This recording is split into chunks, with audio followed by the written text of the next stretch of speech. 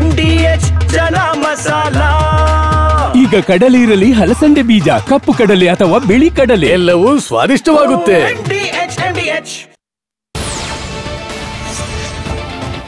ಉತ್ತರ ಕನ್ನಡ ಜಿಲ್ಲೆಯಲ್ಲಿ ಮಳೆ ಮುಂದುವರೆದಿದ್ದು, ಮುಂಜಾಗ್ರತಾ ಕ್ರಮವಾಗಿ ಇವತ್ತು 4 ತಾಲೂಕುಗಳಲ್ಲಿ ಅಂಗನವಾಡಿ ಮತ್ತು ಶಾಲೆಗಳಿಗೆ ರಜೆ ಘೋಷಿಸಲಾಗಿದೆ. ಉತ್ತರ ಕನ್ನಡ ಜಿಲ್ಲೆಯ ಹಳಿಯಾಳ, ದಾಂಡೇಲಿ, ಜೋಯಿಡಾ ಮತ್ತು ಯಲ್ಲಾಪುರ ತಾಲೂಕಿನಲ್ಲಿ ಶಾಲೆಗಳಿಗೆ ರಜೆ ಘೋಷಿಸಿ ಡಿಸಿ ಲಕ್ಷ್ಮೀಪ್ರಿಯ ಆದೇಶಿಸಿದ್ದಾರೆ.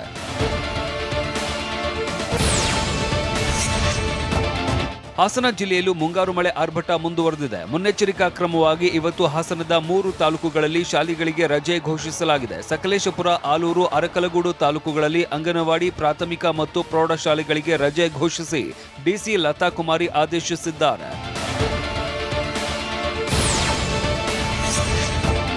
ಬೆಳಗಾವಿ ಜಿಲ್ಲೆಯಲ್ಲೂ ವರುಣನ ರಗಳೆ ಮುಂದುವರೆದಿದೆ. ಮಹಾರಾಷ್ಟ್ರದಲ್ಲಿನೂ ಭಾರೀ ಮಳೆಯಾಗ್ತಾ ಇರೋದ್ರಿಂದ ಕೃಷ್ಣಾ ನದಿ ತುಂಬಿ ಹರಿತಾ ಇದೆ. ನದಿ ಪಾತ್ರದ ಹಲವು ತಾಲೂಕುಗಳಲ್ಲಿ ಪ್ರವಾಹ ಭೀತಿ ಎದುರಾಗಿದೆ. ಮುನ್ನೆಚ್ಚರಿಕಾ ಕ್ರಮವಾಗಿ ಬೆಳಗಾವಿ, ಖಾನಾಪುರ ತಾಲೂಕಿನಲ್ಲಿ ಶಾಲೆ ಮತ್ತು ಪಿಯು ಕಾಲೇಜುಗಳಿಗೆ ರಜೆ ಘೋಷಿಸಿ ಜಿಲ್ಲಾಧಿಕಾರಿ ಮೊಹಮ್ಮದ್ ರೋಷನ್ ಆದೇಶಿಸಿದ್ದಾರೆ.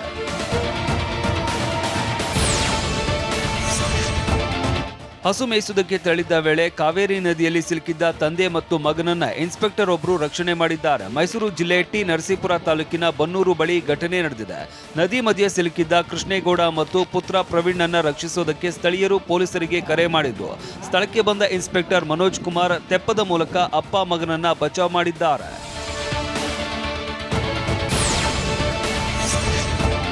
ಬಾಗಲಕೋಟೆ ಜಿಲ್ಲೆ ಇಳಕಲ್ ತಾಲೂಕಿನ ಕರಡಿ ಬೂದಿಹಾಳ ರಸ್ತೆಯಲ್ಲಿ ನಿಯಂತ್ರಣ ತಪ್ಪಿದ ಬಸ್ಸೊಂದು ರಸ್ತೆ ಪಕ್ಕಕ್ಕೆ ಜಾರಿದೆ. ಕುಡಿಯುವ ನೀರಿನ ಕಾಮಗಾರಿಗೆ ಅಗೆದಿದ್ದ ಗುಂಡಿ ಮುಚ್ಚದೆ ಹಾಗೆ ಬಿಟ್ಟಿದ್ದು ಈ ಅಪಘಾತಕ್ಕೆ ಕಾರಣವಾಗಿದೆ. ಬಸ್ಸಿನೊಳಗಿದ್ದ ಪ್ರಯಾಣಿಕರಿಗೆ ಅದೃಷ್ಟವಶಾತ್ ಯಾವುದೇ ಪ್ರಾಣಾಪಾಯವಾಗಿಲ್ಲ.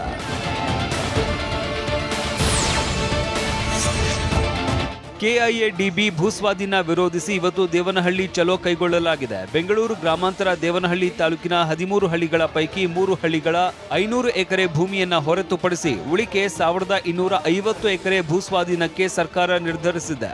ಆದರೆ ಇದನ್ನ ವಿರೋಧಿಸಿ ಭೂಸ್ವಾಧೀನ ವಿರೋಧಿ ಹೋರಾಟ ಸಮಿತಿ ಇವತ್ತು ದೇವನಹಳ್ಳಿ ಚಲೋ ಕೈಗೊಂಡಿದೆ. 5,000ಕ್ಕೂ ಹೆಚ್ಚು ರೈತರು ಪಾಲ್ಗೊಳ್ಳಲಿದ್ದಾರೆ.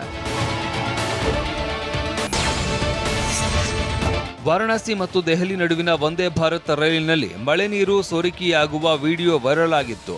ಪ್ರಯಾಣಿಕರ ಈ ದೂರಿನ ಬಗ್ಗೆ ರೈಲ್ವೆ ಇಲಾಖೆ ಪ್ರತಿಕ್ರಿಯಿಸಿದೆ. ಇದು ರೈಲಿನ ಎಸಿಯಲ್ಲಿನ ತಾಂತ್ರಿಕ ದೋಷದಿಂದ ಉಂಟಾದ ತೊಂದರೆ ಅಂತ ಸ್ಪಷ್ಟನೆ ನೀಡಿದೆ. ಉಳಿದ ಯಂತ್ರಗಳನ್ನು ಪರಿಶೀಲಿಸಿದ್ದು ಯಾವುದೇ ಲೋಪವಿಲ್ಲ ಅಂತ ತಿಳಿಸಿದೆ.